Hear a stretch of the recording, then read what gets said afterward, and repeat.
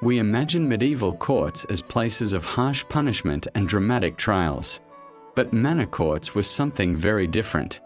They were not royal courts. They did not judge murder or treason. Instead, they quietly governed everyday life in medieval villages.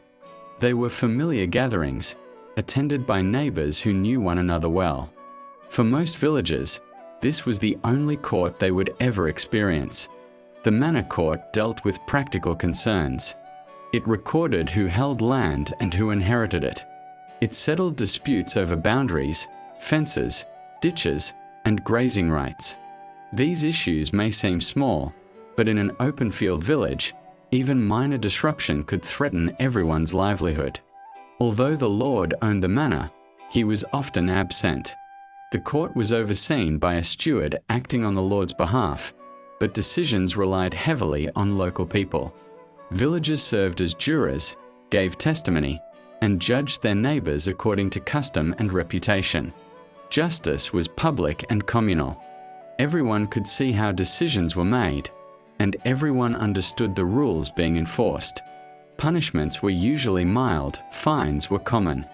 The aim was correction, not exclusion. Villagers depended on cooperation, and removing people was rarely practical. Order was maintained by restoring balance, not by fear. Through these regular meetings, manor courts kept medieval villages functioning.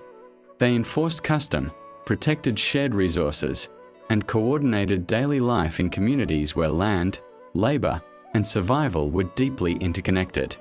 Power flowed downward from the lord, but it survived only because it was sustained locally, through habit, participation, and shared responsibility. Here on The British Way, we explore history, places, and everyday life through calm, reflective films.